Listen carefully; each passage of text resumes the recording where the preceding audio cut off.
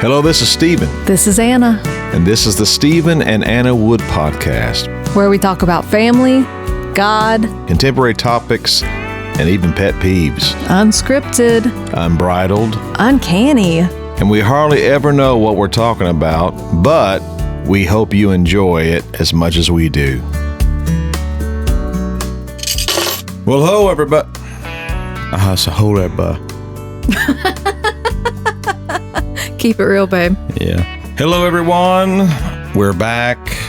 We're back, and better than ever. We're packing some good stuff. Packing what?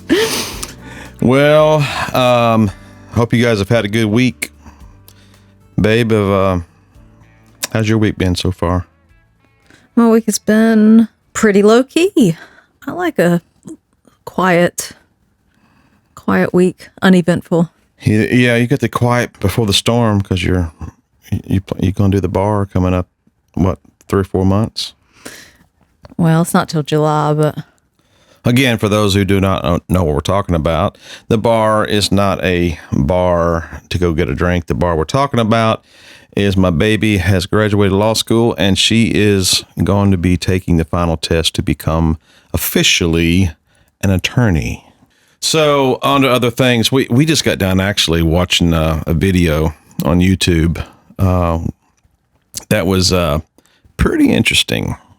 And this lady was, this lady with a channel, a YouTube channel, was critiquing a couple, young couple. Not just one. She talked about 3 different, basically influencers.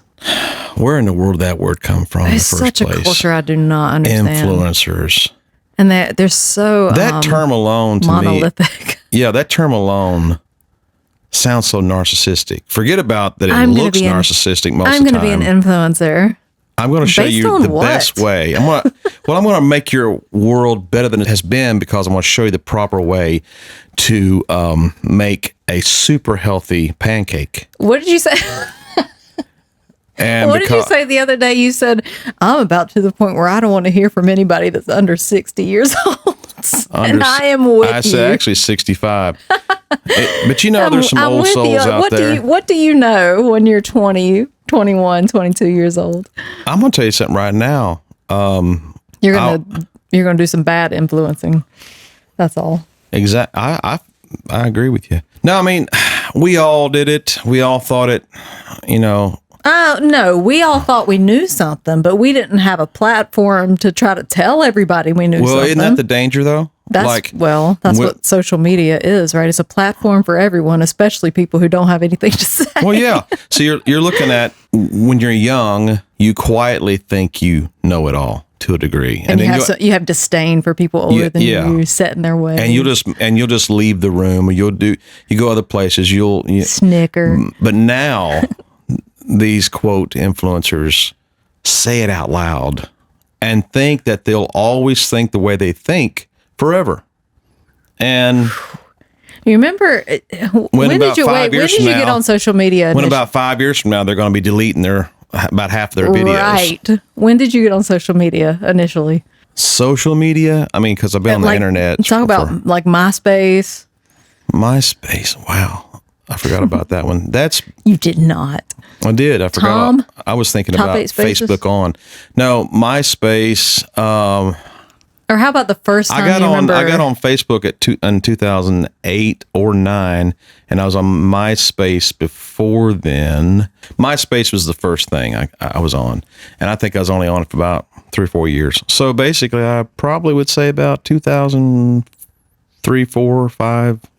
But by that time, you were solidly into your adult life. I just think about, I mean, I was pretty young when I got on Facebook, but I was still in my late 20s.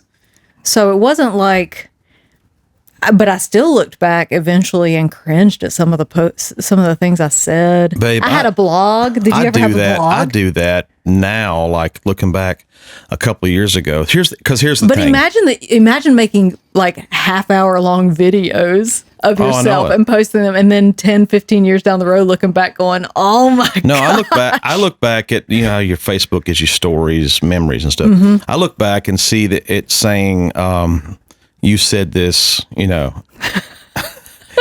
I'm like, there's got to be a reason why I said that, because that is so cringy. Why would I say that?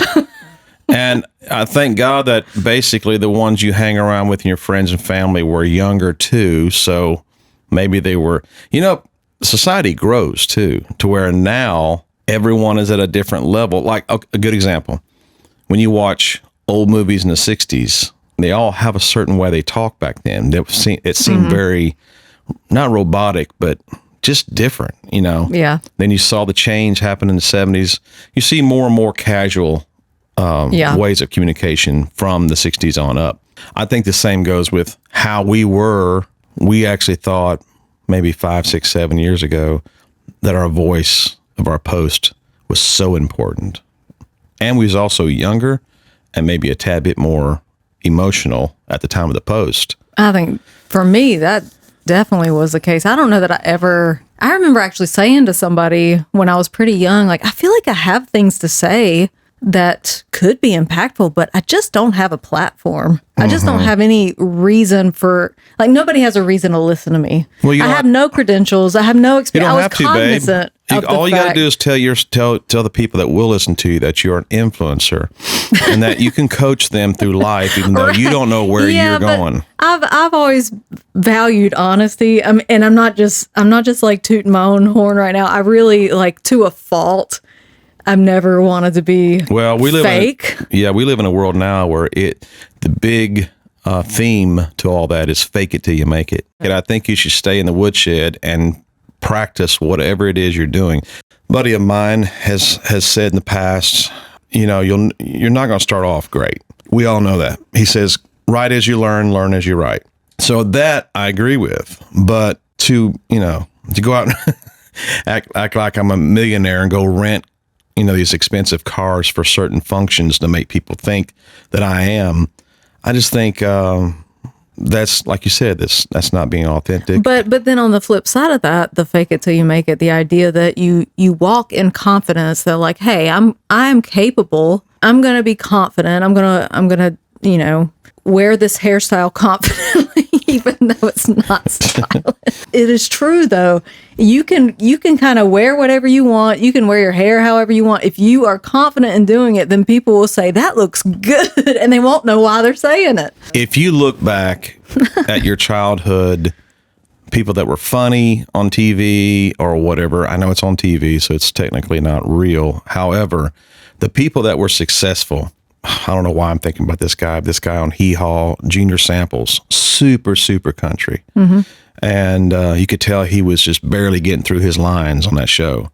My dad told me a long time ago that he came out there at the truck stop when my dad was working and just sat there on the bench and was eating some peanuts and drinking a Coke and whatnot. He was fellowshipping with the rest of the guys there at work, the truck stop.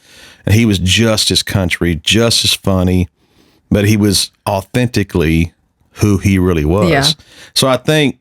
That's exactly what I was going to say is if you, I think we've talked about this before too, because you said women dress for attention or they dress for other women or like, why do you get dressed up or whatever? And I say, well, if a healthy woman dresses for herself, like I dress when Secondly, for other women, right? I really resent you saying that. Mm-hmm. No, if I feel like dressing up. Maybe you do it subconsciously, but that seems to be the norm on the street. Babe. It doesn't matter if it's the norm. I'm talking about what's healthy. I'm not talking about what's normal. I'm talking about what's healthy. If you're a healthy woman, then you fix your hair the way you like it. You do your makeup the way that you feel comfortable. No, you I wear agree. clothes that make you feel. About me saying you dress for other women, that you're going to do something that looks horrible on you, but yet you're doing it because of other women. I'm saying you're going to do your thing. You're going to do you. Yeah, okay? And I don't. But the reason it looks good, if it does, is because I'm comfortable in my own skin, and I do not care what other people think. Mm-hmm. If I like it, then I'm going to walk tall. I'm going to throw, and there are really subtle things that you do. But all I got to do is give you like a half of a look, like I don't like that you're wearing or something, which I don't ever do that. You can't even think of one time. Yeah, you don't have that kind of power over me. No, but I could have. whatever. No. And I'll be like, why don't you like this? It's beautiful. You're crazy, not me. No, but it's true though. You'll ask me like, should I wear these shoes with this right here? And I'll be like, if you want to be made fun of in public, you know. Wait, which shoes are you talking about? No, more like the red shoes or the cream shoes. I'm like, red shoes or the cream shoes. It would depend on the outfit. Yeah, but anyway, I don't actually listen to your answer. I'm just listening to myself ask you. I think you just want to make sure that I'm constantly in step with you, that I got your attention, which makes sense. Your opinion is the one that does matter to me. I appreciate that. Same here. You're my best friend. Why you say it like a toddler? Best friend. You're my best friend. But getting back to the influencers, boy, even though as much as that title disgusts me, it really fits the product. You know what I'm saying? Meaning it's superficial? Yes, exactly. Like what exactly are we influencing? You're influencing me to do what? To look like a narcissist, you know, though I'm, you know, the woman who gets up there dancing like she's 12, but she's 68, you know, and that's supposed to tell me what? It doesn't tell me that. It looks like a 68-year-old woman dancing for attention. Now, I sound so cruel saying that. They could say the same thing about me posting my songs. I don't know. I'm a little bit of a hypocrite because I don't get the point. I think there is a difference. Just like in everyday life, there are two people who can be doing the same things, but you just know in your gut that this person over here is genuine and this person over here is fake. Yeah. And they're just putting on a show. Even though these two people might be doing the exact same thing, hey, you just know. You know, a good example is you hear people preach, you know, ministers preach, and they don't do anything that's flashy. They don't do anything, but yet there's this undertow of this, like some would say spirit, some would say a vibe that this person thinks that they got it all together. Mm-hmm. And then you got one that very flamboyant in the way he raises his arms and shouts and whatnot. But that's really, truly who he is. That's just who he is, yeah. My dad was a great example. And you can tell it's genuine. Yeah, my dad was a great example because when as you know, I'm a preacher's son. And when my dad preached, sometimes it looked like he was World Federation wrestler. It looked like he looked like he was upset. About to pound his chest and stuff. But he was so genuinely passionate about what he was talking about that it does come across like he's angry. And that could be, hey, you've worked with me in the studio, babe. There's times that, you know, that I'm coaching you, producing you, and I'm so in the zone that I can look like maybe I'm upset with you or whatnot. And it's you can be very, you're just very clinical, I guess. Yes. Yeah. Which is like if I weren't confident that you were on my side and that you were trying to help me, then I would take it as if you're criticizing me just for the sake of criticizing me, just for your own ego. But I trust you. I know that that's not what you're doing. That's good. But it's a good working relationship, but I think when I was an immature person, that would have been much more difficult. Yeah. Well, I think what's cool about our relationship, too, is that we both have the RBF face. And RBF has face in it. I know it, but I'm trying to, for all of our listeners that don't know what that means. Resting female dog face. People can Google it, babe. I know. But that just means that we have this face that looks like either A, we're not thinking of anything, much less breathing, and we look blah, or we're upset. I don't think I have one as bad as you. Wait a second. Well, no, I didn't tell you the story. I went to the store today, and I went to one of the warehouse clubs where they allow other salespeople within the store, you know, and there were a couple of guys that were trying to sell people on water delivery service. And I was walking by. I was not paying them any attention. And one of them spoke to me, and I looked up, and he like recoiled when I looked at him. Oh my gosh, really? He like put up his hands like in a defense. All I did was look up at him, and he put up his hands in a defensive way, and he was like, "It's nothing bad." I was like, "Golly, do I look?" You'd enjoy it if you'd just try it. I don't know. Do I look that threatening when I'm just minding my own business? Apparently, I do. He seemed scared. When I was in sales, you learn that quickly that you do not know what that person wants or likes based upon even their actions. Mm-hmm. They could even look like they're all hardcore and tough, but down inside they're going, in that movie, I want that. Was that Napoleon Dynamite? No, it was Napoleon Dynamite. His little buddy was selling that couple some Tupperware. But if you buy now, we'll throw in this ship. It was a wooden sailboat or something, like a model. She didn't care nothing about the Tupperware. She's like, she told her husband, "I want that." I told that story and forgot what I was saying. You said when you were in sales. Yeah, you don't know. You don't know if if the wife really wants that ship by just being, because both of them look all calm, cool, and collective. So same goes with us in a negative way. It's easy to judge people, but also even in our relationships, like our marriage, you really see honest. For me, I can always tell when you're. Yes, if you really know me, you can tell. But if you don't really know me, I can fake it till I make it pretty easily. Mm-hmm. I remember even when I was in my worst days, I would go to very familiar surroundings where everybody knew me to some degree, and I would have been up all night crying and go to this setting where people knew me and they'd be like, "You look great. You done good, aren't you?" I knew you would just come right back. No. This is when I was going through stuff that people had no idea what I was going through.